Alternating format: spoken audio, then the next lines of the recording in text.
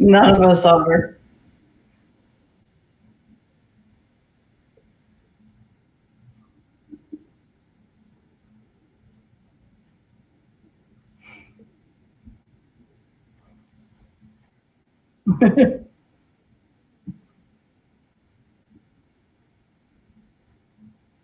A little bit, That's okay. I'm Momma Atheist, same name as my channel, but you can call me Amanda. I'm an ex-astrophysicist. I'm a climate scientist. I do secular stuff on my channel, climate science. That's about it.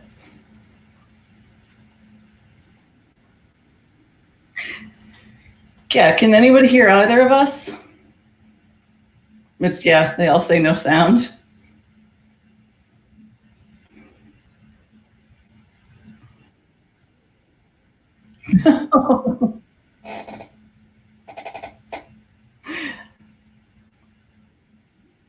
Just talk. We're talking today about the Great Barrier Reef and I don't want to say a colleague because he's not. I don't want to consider him. He's part of the community. His name is Peter Ridd, and he is a physicist who started working on the Great Barrier Reef in 1984 with I can't remember the name of the. Can anybody hear Mero yet? The Australian Institute for Marine Sciences in 1984 and started working on the Great Barrier Reef. However, sometime in 2003, he started just saying things that didn't really fit, that weren't well scientifically proven, that that were the opposite of what the rest of the scientists were saying. He became very vocal about it between 2013 and 2015, including calling the rest of us all frauds because we didn't follow along with what he was saying was happening with the Great Barrier Reef. He was claiming that climate science or climate change had nothing to do with what was happening to it. He also claimed that nothing was happening to it. So, yeah. I guess that's kind of the synopsis of who Peter Ridd is. He ended up getting fired from the university because he broke their ethics clause, because he came out against other scientists calling them frauds. He used his university account to attack other people in the community. And that was why he was fired, but he fought against it, saying that they fired him because he had a different opinion pretty much than the rest of the climate scientists, or he's not really a climate scientist, but the people in the community and the field itself. That's why he claims that he was fired. Not really true, but he ended up winning that case and winning a lot of money for it. So that's what we're talking about today. Okay, so I'm assuming you guys can hear me now. If you can hear Mero, let us know in the chat. I should be, because it's saying that there is. I don't know what's going on. Every single time I open OBS, it changes its bloody settings. Yeah, it's changing a lot. Yeah, everyone's like Daffy. Absolutely. Okay, so we're going to talk about this. So while I was fiddling around with, you probably answered this, but I was paying more attention to making this stream work for me. Not that anybody actually needs to hear my voice. So Peter Ridd, what did Peter Ridd actually specifically say about his colleagues? Like, why did he call them frauds? He called them frauds because he said that climate change had nothing to do with the bleaching of the Great Barrier Reef. And if we could just talk about that for a second, the ecological phenomenon that is coral reef, specifically the Great Barrier Reef. The Great Barrier Reef itself, it lies outside of Australia, as everybody knows. It's over 100. It's like 134,000 square miles of reef, and coral reefs are the most vibrant and productive part of the marine ecological system. It produces more than anything else, any part of the ocean whatsoever. Something like 4,000 species of fish are known to live within reefs. Hundreds of species of organisms that we don't know about. They think there could probably be millions of things that we haven't discovered, because the coral reefs themselves, when alive, they create places for organisms and animals to hide, to breed, to eat. There's so much that the coral reef protects within the ecosystem, the marine ecosystem. It also protects the land because it creates a barrier that keeps the waves from completely eroding the shoreline as well. So one of a lot of the issues with especially the Great Barrier Reef is the warming of the oceans. That's specifically climate change related. Nutrient pollution from the Australian farms, because as farmland is created, the bush, the trees and things are taken down, and polluted water, stuff that has things in it from especially from farms, a lot of nitrogen and different not toxic, but chemicals that will end up bleaching the reefs themselves, will easily run into freshwater streams. And as we know, the freshwater streams run into the ocean, and this ends up bleaching the coral reefs too, as well as fishing industries and stuff that are killing the coral reefs. So what's happening specifically with the Great Barrier Reef is nearly half of it has become bleached at this point. And once the coral reef has been bleached, it's dead and it can't produce any more reefs. I think it was Terry Hughes who said, dead reefs don't create any more reefs. And that's the truth. Once they're bleached, there's nothing left that can come back from it. So the problem is, and we can tell, especially with the Great Barrier Reefs, because the northern part of the reef, where the water is warmer anyway, is bleaching much faster than the southern part of the reef, which is in a colder part of water. So we know that the warming of the water and the sediments itself is the reasoning. We have data that shows that climate change is the problem. Now, Peter Ridd claims a couple things. His hypothesis is a little skewed. He claims that, that climate change has nothing to do with the bleaching of the reefs, that it is a completely natural phenomenon, and also that the Great Barrier Reef is more healthy than it's ever been, which just clearly is not true. It can be seen to be not true. While it is true that normally reefs, coral reefs go through a cycle of natural bleaching every 27 years about, and it's only in spaces, it's not like the whole reef itself, but different parts will naturally bleach and be built back to life. And that's a 27-year cycle. But since the year 1980, those cycles have come together, and it's about every 6 years, and it's bigger patches that are bleaching naturally. So there is natural bleaching, but it's never been to this extent. It's clear that it's climate change that's causing this. And his hypothesis doesn't make any sense, because he's either saying it's happening, but it's natural, or it's not happening at all because the Great Barrier Reef is super healthy. So it doesn't even make any sense. No, it doesn't. Sorry, I rambled. That's all right. Ramble away. As I said to you earlier, I'm expecting you to carry me on this one. It's fine. Because I'm so professional, as we've all discovered.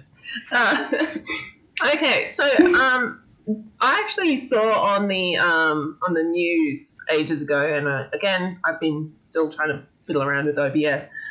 So if you said this, I apologize. But when coral reefs get hot, when they release the algae, they release a chemical that's in a very similar shape to what was it? There's that molecule that when they put it in a cloud, it seeds the cloud to make it rain.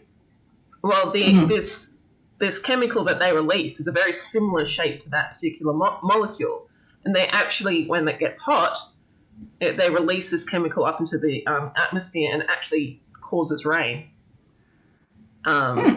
that's what I saw on the news years and years ago. I haven't actually read any papers or anything like that. It was just this really interesting thing that I and it's just stuck in my mind because I just went, oh, that's cool. Yeah. So as the Great Barrier Reef dies, the less that happens and the drier it's going to become on the mainland of Australia. Mm-hmm. Which is... Plus, as I mentioned, the reef itself protects the shoreline. And so when you have it drier there, as well as more precipitation in over the ocean, that causes more erosion to the shoreline as well. So yes. So as we all can tell, it is not good as a general rule. Climate change. No, pretty bad. it's not something that is advisable. I've been told. I think that's a thing that we can probably agree with. I think we can probably agree it's human activity induced as a general rule. Yes. The Intergovernmental Panel for Climate Change states that it is a 95% possibility that climate change is man-made. So we're going to go with yeah. Yeah. I mean, there's that 5%, but, as modelling gets there are better, natural things, but yeah. 95% pretty good. That's us saying we fucking did it. So it's that margin of error. It's the 0.05 p value. Yep. Okay. So let's have a chat about his court case, because there's a lot of controversy over him losing his job, because people are going. Yeah. Some people are mainly the Murdoch media, climate change denialists. Those sorts of people are going.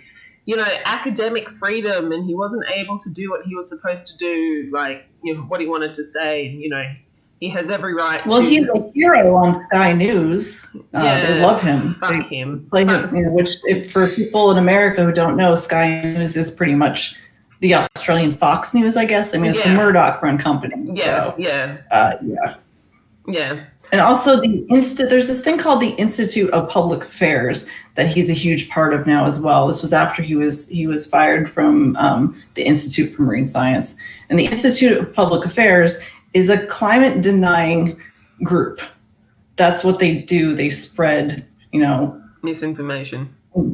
Yeah, about climate change in order to the same kind of stuff that the right-wing media and things do. He is very popular with them as well. In fact, they made an 11-minute video about him just having all these people that they considered, in the field, which really weren't, saying how wonderful he is and how he stood up for truth and whatnot. But I think the issue here is, obviously, as scientists, we can disagree. I mean, we wouldn't have science if we didn't have people, if we didn't, our objective is to take a hypothesis and try to prove it wrong. It's okay to disagree with each other. It is the way that he went about it that was wrong. And that was the reason that he got fired. It's how he came out, like I said, using his university login and everything, calling his colleagues frauds and saying that they were wrong. In the time that between 2003 and 2015, Peter Ridd wrote 9 papers that were all pretty much debunked by the rest of the community as being full of misinterpretation. He used a lot of selective data. So he took the data that was available to him and only used what fit into his narrative, instead of taking the data as a whole, which is scientists, is what you're supposed to do. You're not supposed to just pick and choose which data to use, and just complete oversimplification of what was happening in the Great Barrier Reef. And that was why he was told that he was wrong. Mm-hmm. And he decided, nope, not only am I right, but everybody else is lying, and I'm going to say that. And so that, I think, is the real issue. Like I said, even though he is wrong, he has a right to question things. But the way you go about it, you don't you don't attack colleagues. He called them frauds. He called them untrustworthy people he worked with at the university and the Institute for Marine Science. He went after them, and that is why he got fired, and that is what he did wrong. Yeah. So basically, don't be an asshole is what we're saying. Because he was. I'm just trying to find a thing that I found that helps, doesn't it? It's from Science Direct. And it's called Support for Improved Quality Control, but Misplaced Criticism for Great Barrier Reef Science. Replied to the viewpoint, the need for a formalised system of quality control for environmental policy science by P. Lycom and P. Ridd, Marine Pollution Bulletin, 126, 449, pages 449 to 461, 2018. And I'm just trying to share my screen, so this little pop-up's going to come on top of there we go, share. All right, so I'm going to go and do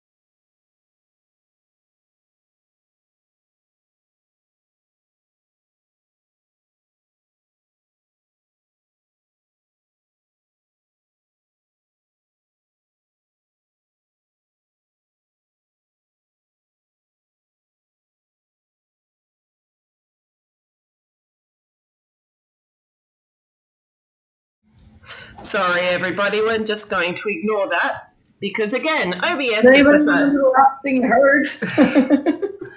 Fucking OBS. Seriously. Okay, and I can't change that. I can't change it without going for about 5 minutes. With fucking. Okay. I'm sorry. All right, I'll just go back. All right. Well, I'll just read it out to you, and I'll just put a link in the description below for this. All right, I'm just going to put a link in the chat if you want to follow along. So I'll just do that. Everybody who wants to read along with me, I apologize. OBS, as I said, likes to change its settings on you every 5 fucking minutes without letting you know, because that's just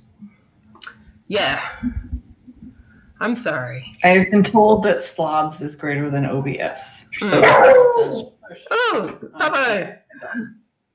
Now the Papa's made a noise. You're going to have to bring it up and make everybody go and show to the audience and everyone how adorable it is. While I quickly got and try and figure out what's wrong with the audio.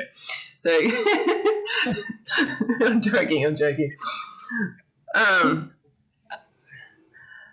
So Nacho guys, it reverts audio inputs when Windows does its update.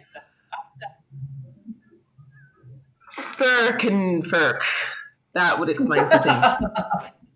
Okay, so every single time I open my my computer and update my computer, Okay. Is anyone getting a little bit of feedback from me through Amanda? Can you? Okay, but okay. So what was I saying? Okay, so let's start again. There is there's a thing called there's a thing that I found online. It is a Science Direct article that's a response to Peter Ridd's thing where he basically talks about the reproducibility of research. Do you want to have a chat a bit about that, because he uses that as a way to say that it doesn't he uses that as a way to say it. Let me think. This is just a disaster, isn't it? He uses reproducibility of science. Oh, okay. Yeah, no, I know this one.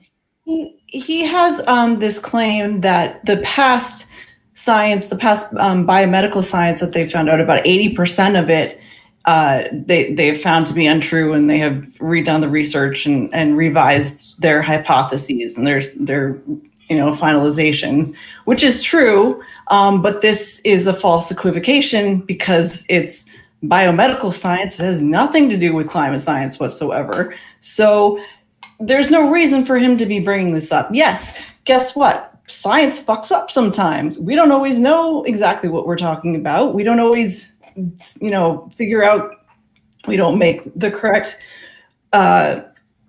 interpretations. Science changes, but we're able to say, yes, we were wrong, and find out more and move on. However, his claim here about 80% of biomedical science has been proven wrong has zero to do with climate science. So it's, like I said, false equivocation has nothing to do with the one thing, has to do with the other. I don't know why he pushes this rhetoric so hard, because it's idiotic, and everybody in all of us know that it is. It makes no sense.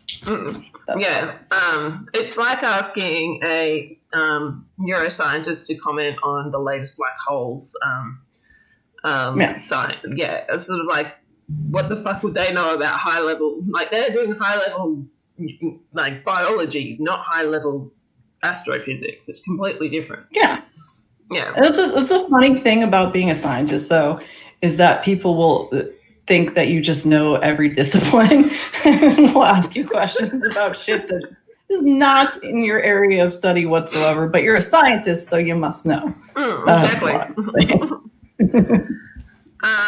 So this, I thought that was really interesting. I thought the same thing. It's like, it's biomedical science. It's not, and like the IPCC,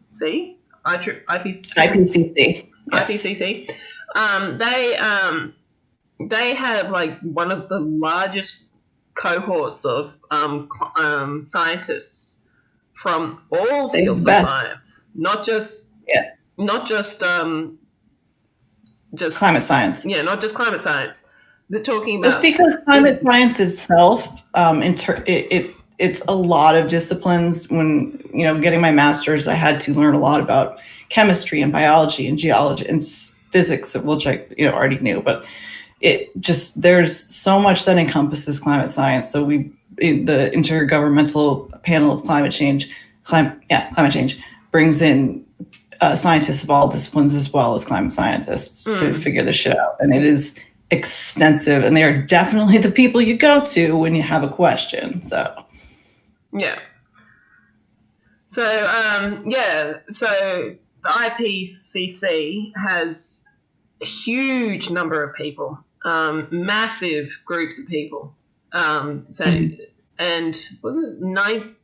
I know this is a 95. Bit 95%. Oh no, 99 or something. 99% of scientists. 97% agree that climate change is real. It's 95% of the IPCC that believes that climate change is man-made. Those are the numbers. Okay, so the IPCC believes that there's a 95% chance, or 95% of people in the IPCC? No, it's a 95%. Sorry, I said that right. It's a 95% chance that climate change is man-made. However, 97% of scientists believe that climate change is real. Okay. So, Yeah. yes. Yeah.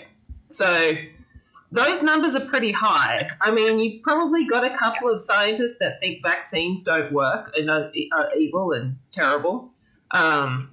So, they're like, and that's the problem with the appeal to authority. Everyone's like, oh, appeal to consensus. Like, consensus has been wrong and blah, blah, blah. It's like, well, occasionally, yes, it's been wrong. Yeah.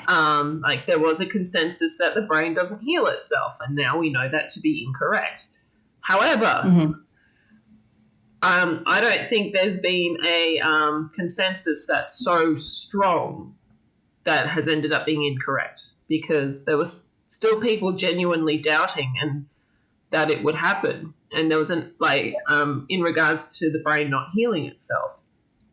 And that's a small, very niche scientific branch of scientific research. This isn't climate change, which is not niche at all. There's huge numbers of scientists, as we mentioned earlier. So, oh, Papa!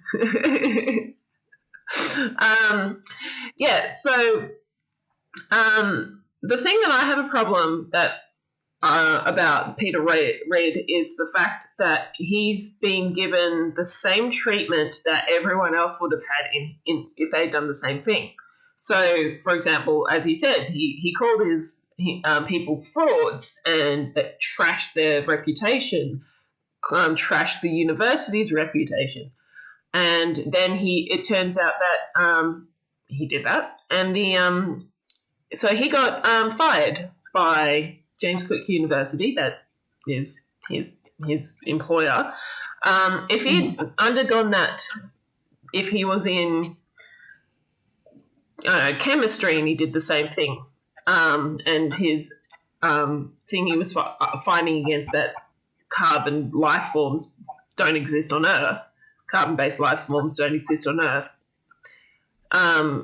he would still be fired, not for saying something ridiculous that carbon-based life forms don't exist on Earth, but his attitudes, and they're now using him as a martyr complex kind of thing.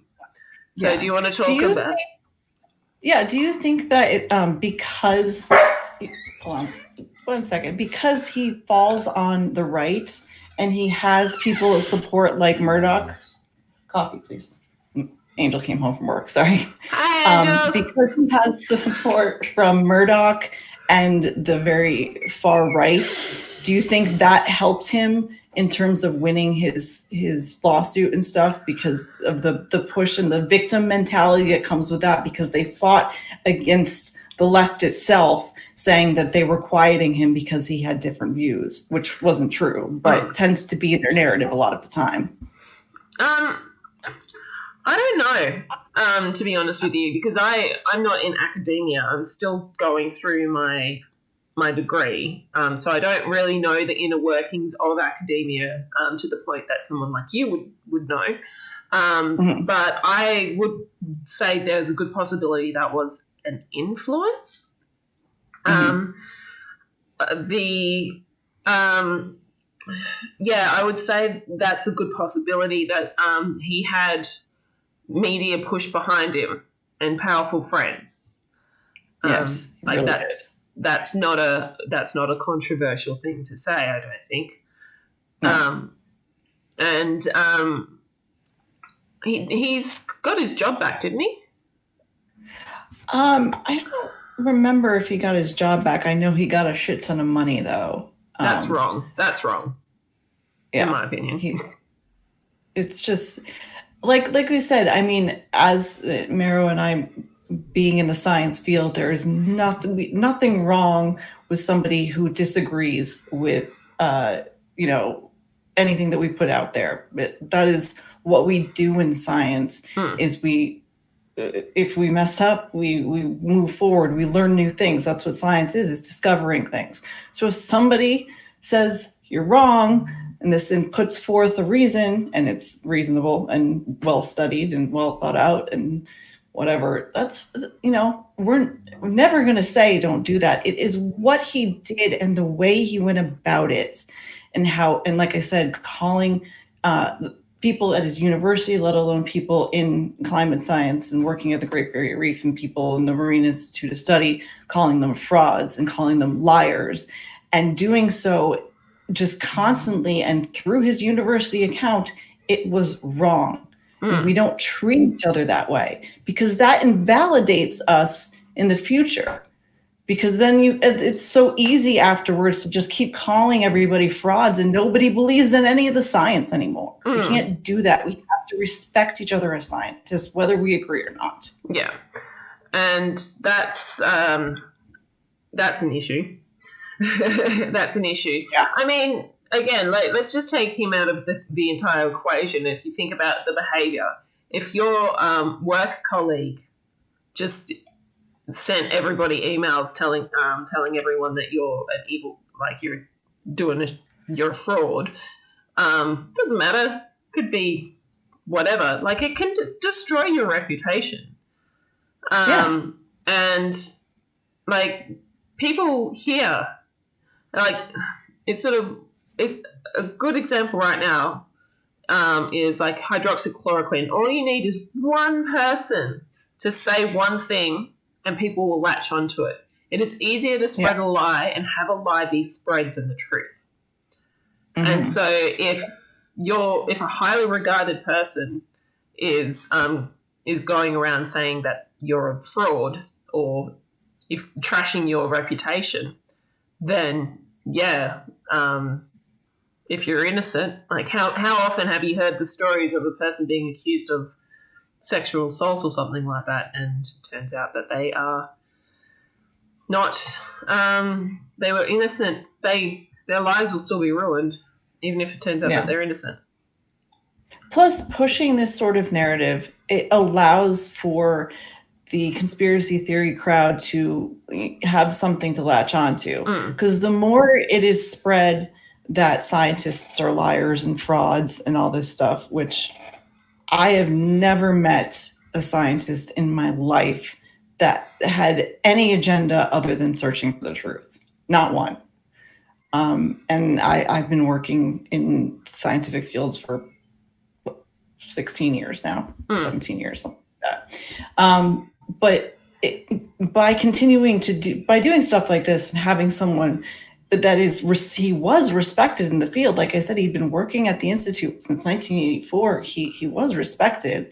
For someone to come out and call his colleagues frauds allows for that narrative to get pushed by people who don't want to believe in scientists, who don't want to believe that vaccines work, or that climate change is real, or any of this, or, glom on to studies like, well, I read a thing about hydroxychloroquine, even though all these doctors and scientists say it's wrong. Well, I don't believe them because I know they're frauds. And that is a big issue as well. Yeah. So in your opinion, do you think he was treated fairly by the university? And do you think he was treated fairly by the media? I don't know as much in the media. I know that in terms of the university, he broke their code of conduct. That was very clear by the way the things he said about his colleagues and people in the community. So I don't think he was mistreated by the university. In terms of the media, I don't know as much because I don't live in Australia, but what I have read, it goes both ways. There are lots of right-wing sources that are latching onto the things he's saying because it fits their narrative. And then there are the more honest sources that are just like, hey, he's fucking wrong. He shouldn't have said this and he shouldn't have done this. So, yeah, because the reason why I brought you on, but now that OBS has decided to change my sound settings because fuck you, OBS. I wanted to talk about a video I did last week, which was I did it on conversion therapy, where someone called Martin Isles, who is a representative of the Australian Christian lobby, who, that was a very, very frustrating video to do, and yet people seem to have enjoyed it, so it looks like I'm going to have to attack them a couple of more times because you all hate me, clearly. But he does talk about this thing, and he talks about an interview that he did with Sky News, and that he apparently was really, he was calm and considerate and whatever. But the thing is, someone can be calm and considerate and polite if you are in a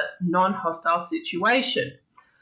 For example, one of my first ever streams, I interviewed someone who ended up screaming at me for 45 minutes. Yeah, that basically. John Peterson's stream? No, yeah, John Richards. Richard, sorry. Yeah. So many Johns. Yeah, many Johns. John Richards interview, that interview. That was hard to watch. It was hard to do.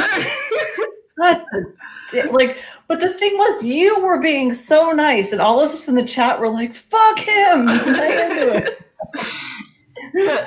But right now, I mean, if I was a climate denialist, you would not be as nice as you are right now. You would probably be tearing into them, in your unique way of tearing into people. So the fact that somebody is nice and calm and respectful means sweet FA, to be honest with you. And it's like Trump getting interviewed on Fox News. It's a softball interview for him because they worship him. So regardless of what his narrative is or what rhetoric he's using that day, he's still going to be calm and happy because that's his people. Yeah, exactly. But this, I think, in regards to Peter Ridd, in regards to the media, more neutral media such as the ABC, which is the Australian Broadcasting Corporation here, they are actually publicly funded. So they've got a really strict policy to try and be as neutral as possible. Some people are calling it far left, which is fucking hilarious. But they've basically just reported on the facts. They have very not very loaded language. Opinion pieces, not so much. But they're opinion pieces. But the actual media reporting, very, very neutral. Yeah, I read an opinion piece by Peter Ridd I read an opinion piece by Peter Ridd on Fox's website, and it was not great. So, no, opinion pieces are never neutral. But they do the same thing here.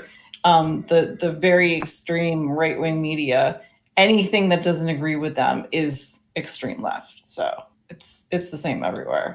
Yeah, and that's that Murdoch media.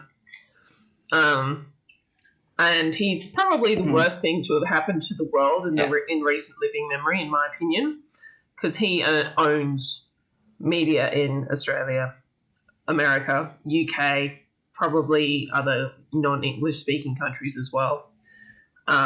In my opinion, he's the reason why we've got people like Trump and Boris Johnson and omnipresent. Yeah, he's everywhere, and he's running a media. One of the reasons we have Trump. Yeah.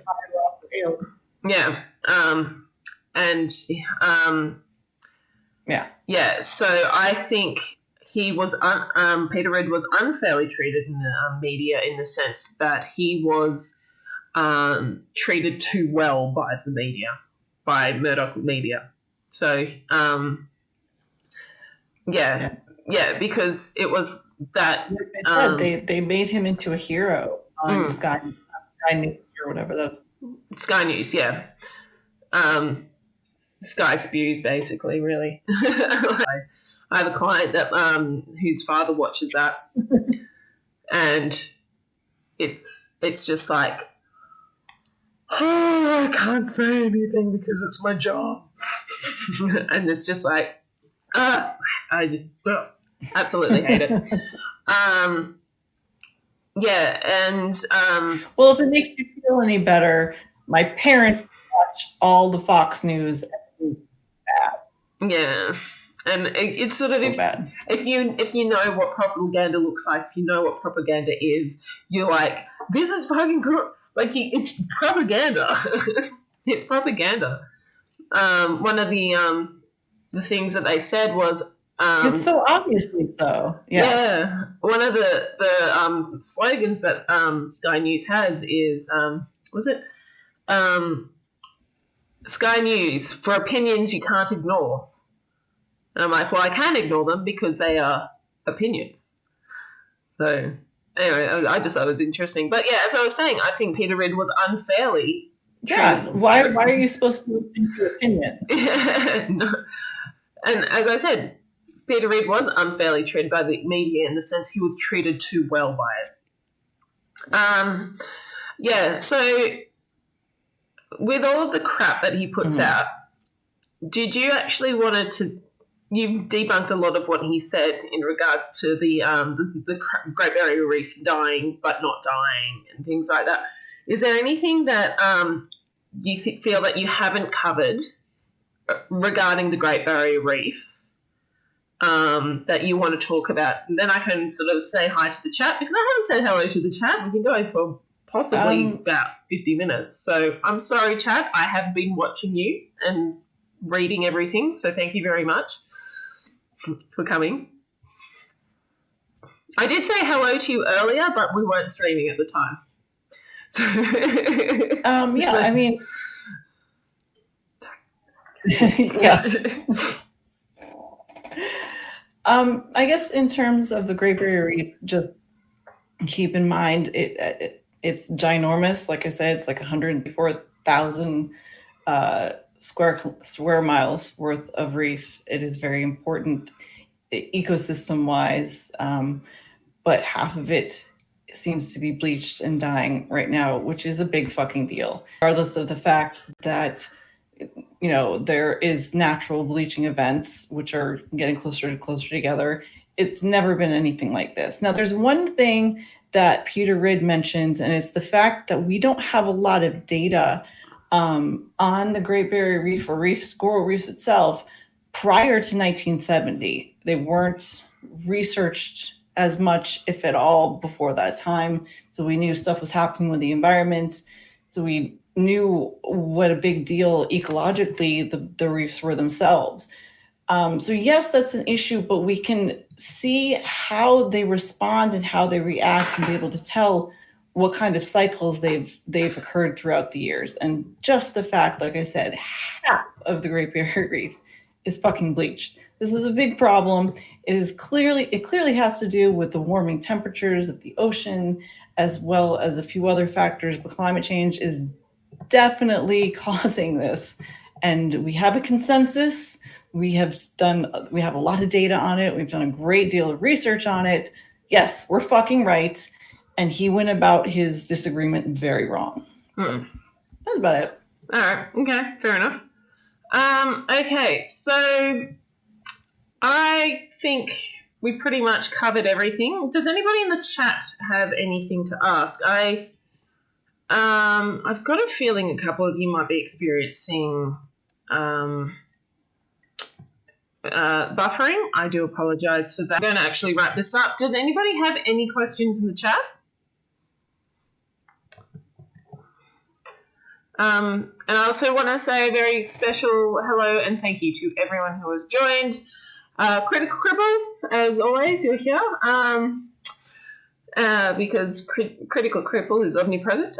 Brainbug, Lone Wanderers, Aunt Joe, Vibrantly Brantley, Godless Granny, Hans, P.S. Hansen, Jess G. I did see a couple of other people. Spooky Bad Hair, Alias Fake Name, Who else is around? Math Pig, hello. Stool, hello. Hello, Cadence. How you going? Not Joe Witness. And there's probably people and anyone else I have missed. I think I've got Grumpy Old Dave's here. And anyone else that I've missed, I apologise. I do think I've got everyone. Diana. Oh, ooh. Lavender Lady's in. Hello. Oh, and Brainbug, if I said Brainbug. And Cadence. Cadence? So thank you everyone for coming. Apparently there was a glitch in the Matrix. I'm sorry. That sometimes happens when the portal between the non-existent plane of existence and the existent plane of existence occasionally, they need to find another star to destroy to get the energy from. So when that happens, we do sometimes get a little bit of that connection problem. So yeah. And so I just wanted to say that. All right, well, so again, Amanda, who are you? Where are you? Why are you? How are you? And all that sort of stuff. Let me know what you're doing, what you're planning on doing, that sort of stuff. Shill away. Be that NASA shill that you are. A terrible shiller, but I'll do it. Yes, I am a NASA shill, that's for sure. Clearly. I'm Momma Atheist. My channel is the same name. I do climate science and secular stuff. This weekend, I have Holy Kool-Aid on at 10 p.m. Eastern. But I'll be taking a break for a little while. I'm having surgery next week, so I'll be out for a little bit. But I do have a Dark Matter cartoon coming up within the next couple weeks, probably. Yes. Ooh. So that's about it. That's me. Yes. I personally also have got some things coming up. I have decided to change my my YouTube to having a stream one week and a edited video the next week, just to give me a little bit of a break. We're still in that teething moment, so next week I'm going to be doing a stream and probably releasing a video that I did with Cyrus. He's already shown it on his channel, so I'll be releasing that tomorrow. He's already shown it on his channel. But if you don't know who Cyrus is, and you're here, I'm slightly surprised, to be perfectly frank with you. But I do strongly suggest you go and check out Cyrus as well, just giving him a bit of a shout out. Also, please go check out Momma Atheist. She does a fantastic job doing stuff. And yeah, so how long have you been as climate scientist, by the way? Just out of curiosity.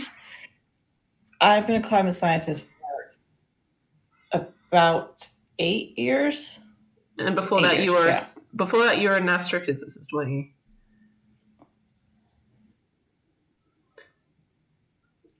Yes, astrophysicist before that. And I moved over to this.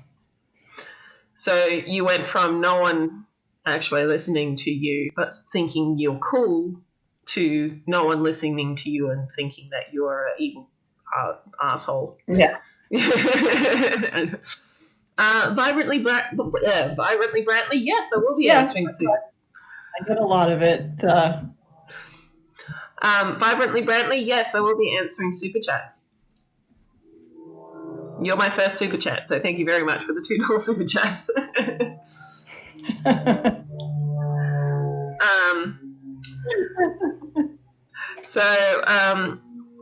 Anyway, so that's what's happening on Thursday. Hypothetically, theoretically, hoping everything goes right, because the world. I will also be doing a stream with someone called Almost a Doctor on Thursday for Synosium. So come and check that one out as well. Anyway, I just wanted to say thank you everyone for joining up. Thank you for Amanda. I apologise again for OBS to change all of my settings, because apparently it thinks that its default settings are better than what mine are. So anyway, thank you very much for everyone for coming. I hope you have a wonderful day, evening, night, whatever, and